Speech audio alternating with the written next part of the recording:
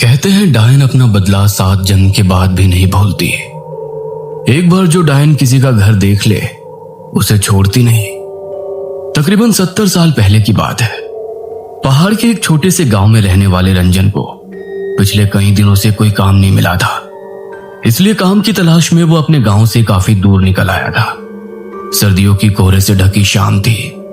हर तरफ कोहरे ने अपनी पहर जमा ली थी, जिसकी वजह से रंजन उन पथरीली रास्तों में भटक गया था। तभी उसने देखा कि पीपल के घने पेड़ के नीचे एक बाबा बैठे हुए चिल्लम फूंक रहे हैं। उस रात की साहें साहें करते सन्नाटे में किसी इंसान को देखकर रंजन की कुछ हिम्मत बढ़ी और वो जाकर बाबा के पास बैठ गया। कहाँ वीरानों में भटक रहा है बच्चा? इधर का तो नहीं लगता। मैं 7 कोस दूर डिबरी गांव से काम की तलाश में निकला था। काम तो नहीं मिला, लेकिन लौटते हुए अंधेरा हो गया तो पहाड़ों में रास्ता भी भटक गया।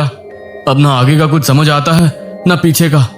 ऊपर से ये ठंड खून जमा रही है और डर और घबराहट से दिमाग काम नहीं कर रहा है बाबा। पहाड़ों में ऐसे दिन ढले वीरान रास्तों पर निकलना ठीक नहीं होता। तू ये जो नहर के साथ वाली पगडंडी है उसे पकड़ कर निकल जा। आगे एक गांव पड़ेगा, वहां जाकर मदद मांग लेना।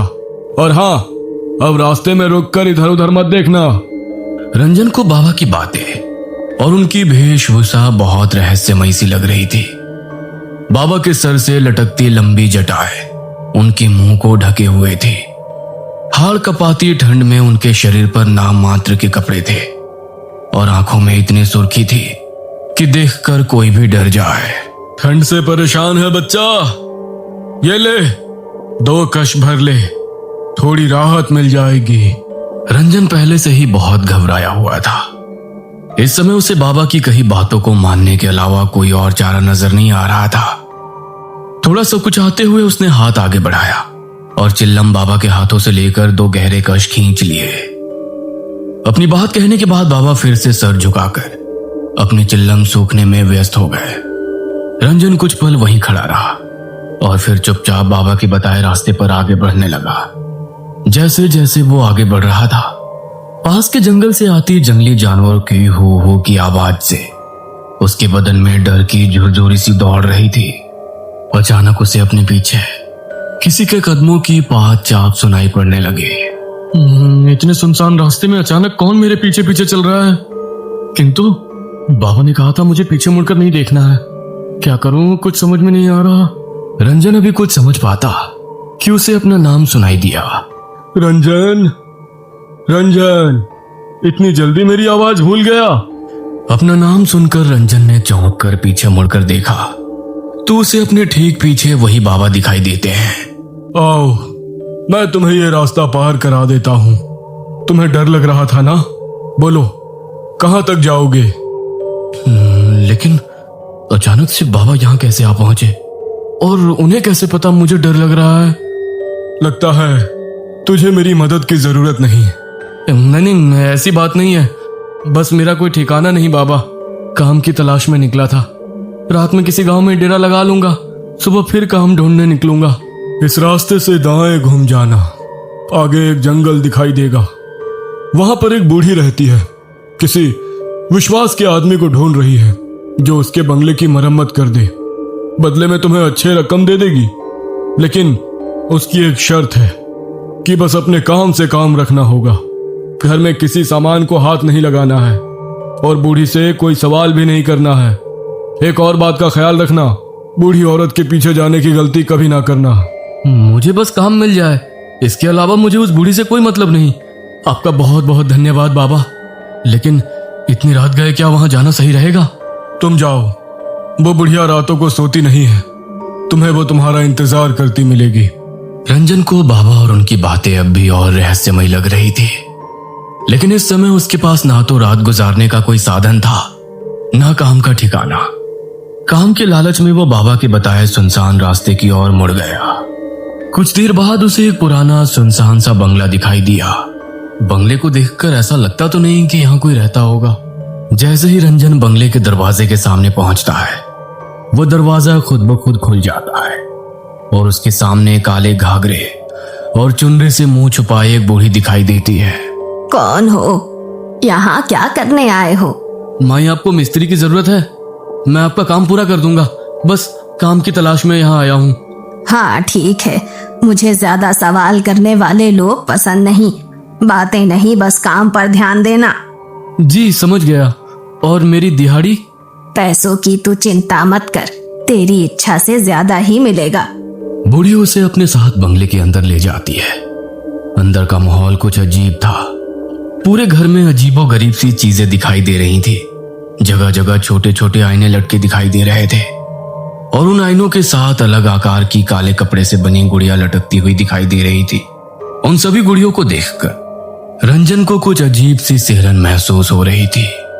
काली गुड़िया की आंखों के आसपास लाल रंग टपकता दिखाई दे रहा था, जिससे वो बहुत भयानक दिखाई दे रही थी।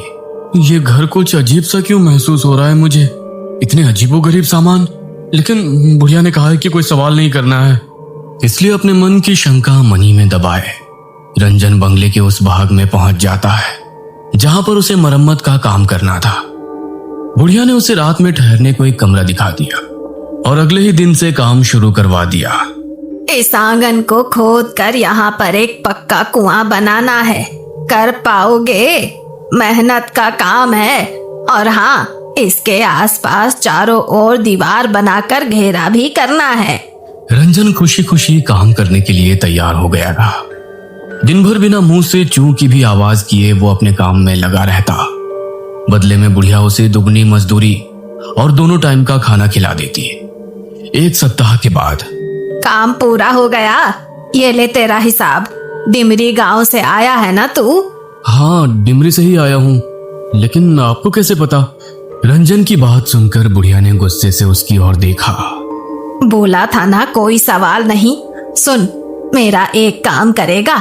तेरे गांव में एक आदमी रहता है, सज्जन सिंह।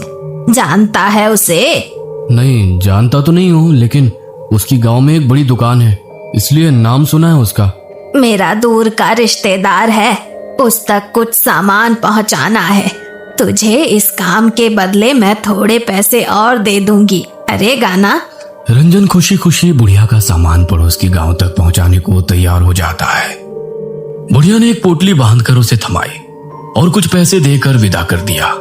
रंजन ने एक सप्ताह काम करके अच्छा धन इकट्ठा कर लिया था। पोटली लेकर वो सज्जन सिंह के घर पहुंच जाता है। जी, क्या आप ही सज्जन सिंह हो?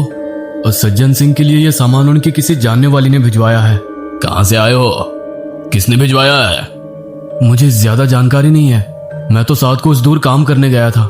वहीं एक बुढ़िया मिली जिसने ये सामान आपको देने के लिए कहा। सज्जन सिंह हैरानी से वो पोटली खोलकर देखता है तो उसकी चीख निकल जाती है। तुरंत ही वो उस पोटली को वापस बांधता है और उसे वापस पकड़ा देता है। इसे तुरंत वापस देकर आओ। जिसने तुझे ये दिया है, ये मेरा सामान नहीं है। और खबरदार, अगर आज के बाद यहाँ दिखाई दिया, मुझसे बुरा कोई नहीं होगा। सज्जन सिंह को गुस्से में देखकर रंजन पोटली लेकर अपने घर आ जाता है। आजकल किसी के साथ भलाई करने का जमाना ही नहीं रहा। साथ को उससे मैं ये पोटली ढोकर लेकर आया और यहाँ आकर उस बूढ़े ने सामान लेने से इनकार कर दिया। कहता है मैं तुरंत जाकर उसे वापस करके आऊं। अरे छोड़िए ना, आपको क्या जरूरत है वहां जाने की? इसमें जो भी सामान है उसे हम रख लेते हैं। कोई मूर्ख ही होगा ना जो इतनी दूर ये सामान लौटाने जाएगा। पागल मत बन, हमें इसे खोलने की भी जरूरत नहीं है। जो भी सामान है हम वापस कर देंगे, बस जो अपना नहीं वो मिट्टी। रंजन की पत्नी को जाने क्या जिद थी। वह हर हाल में देखना चाहती थी कि इस पोटली में बुढ़िया ने क्या कीमती सामान दिया है। इसलिए रात को रंजन के सोने के बाद वो पोटली खोल देती है। पोटली देखकर उसके पैरों के नीचे से जमीन निकल जाती है। इस पोटली में तो बड़ा ही अजीब सा जादू टोने का सामान रखा हुआ है। हे भगवान, कहीं इसीलिए तो उस बूढ़े ने ये सामान इनसे वापस करने को तो नहीं कहा था। और ये क्या, इस काली गुड़िया ने तो हूबहू मेरे जैसे कपड़े पहने हुए हैं। उर्वशी पसीने से तरबतर हो गई थी। अगली सुबह। सुनिए जी, ये पोटली उस बुढ़िया को वापस देकर आइए और चाहे जो हो जाए आप वहाँ एक पल को भी ठहरना मत। तूने ये पोटली खोली थी क्या? नहीं नहीं, मैंने कुछ नहीं देखा, बस तुम ये वापस देकर आओ। रंजन वो पोटली लेकर घर से निकलकर अभी कुछ ही दूर पहुंचा था कि सज्जन सिंह के घर से रोने की आवाजें सुनाई दी। अरे भाई, बड़ी बुरी मौत हुई सज्जन काका और उनकी पत्नी की। लगता है किसी ने मारकर फांसी पर लटका दिया हो। लेकिन हैरानी की बात तो यह है कि कमरा अंदर से बंद था। ऐसा कैसे हो सकता है भला? भाई मुझे तो कुछ ऊपर का चक्कर लग रहा है। ये किसी इंसान का काम नहीं हो सकता। हालत देखी थी दोनों की, पूरा शरीर ऐसे मरोड़ा हुआ था जैसे कोई कपड़े की गुड़िया को मरोड़ता है। रंजन को गांव वालों की बात सुनकर एक झटका सा लग गया था। एक के बाद एक उसे सज्जन सिंह की कही हुई बातें और पोटली देखने के बाद डर से सफेद पड़ा चेहरा याद आने लगा। ना जाने क्या पहेली है इस पोटली की। कल मैंने ये पोटली दी और आज सुबह उसकी मौत हो गई। रंजन तेजी से बुढ़िया के बंगले की ओर बढ़ा जा रहा था। आज जब वो बंगले के सामने पहुंचा तो पाया बंगले के दरवाजे पर एक ताला लटक रहा है और बंगला भी उसे कुछ ज्यादा ही सुनसान सा नजर आया। रंजन अब इस बंगले और बुढ़िया का सच जानना चाहता था, इसलिए वो ताला तोड़कर उसके अंदर घुस जाता है। अंदर का नजारा देखकर उसकी आंखें आश्चर्य से फैल गई थी। बुढ़िया के कमरे में 3 नई काली गुड़िया लटकी हुई थी और उसमें से एक गुड़िया के कपड़े उसे कुछ जाने पहचाने नजर आ रहे थे। रंजन घबराकर उस बंगले से निकलकर बाहर सड़क की ओर आ जाता है। भाई कुछ पता है ये बुढ़िया कब तक लौट कर आएगी? रंजन की बात सुनकर उस आदमी ने उसे ऊपर से नीचे तक घूरते हुए कहा, पागल पागल है क्या भाई? ऐसा क्यों कह रहे हो भैया? क्योंकि यहाँ कोई नहीं रहता।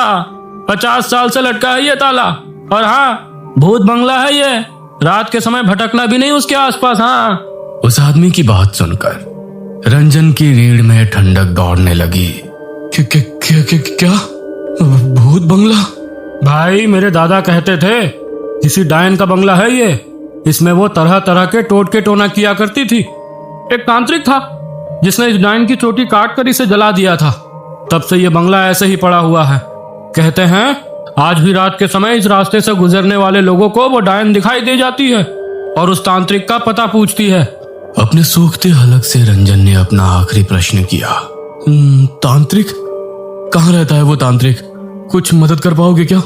भाई सुना है उसने इस डायन को मारने के बाद ये काम छोड़ दिया और दूर किसी गांव में जाकर बस गया। उसकी पहचान अब किसी को नहीं पता।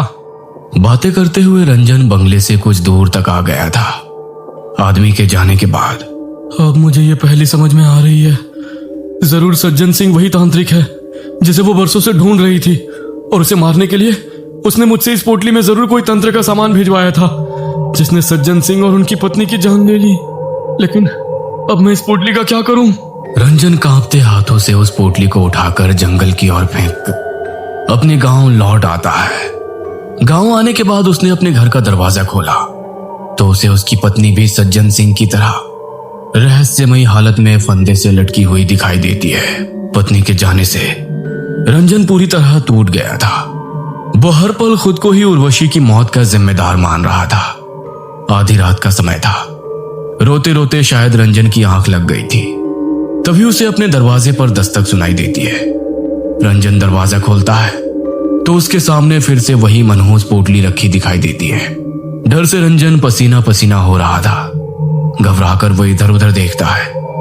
कुछ ही दूर पर पेड़ की ऊंट में एक काले कपड़े वाली बुढ़िया घूंघट के पीछे से झांकती हुई उसे नजर आती है, क्योंकि जो पीछा छोड़ दे वो डायन नहीं। ये कहानी आपको अच्छी लगी हो तो हमें सब्सक्राइब करें, हमारा इंस्टाग्राम और फेसबुक पेज जरूर फॉलो करें। और हाँ दोस्तों, सब्सक्राइब करना भूलना मत।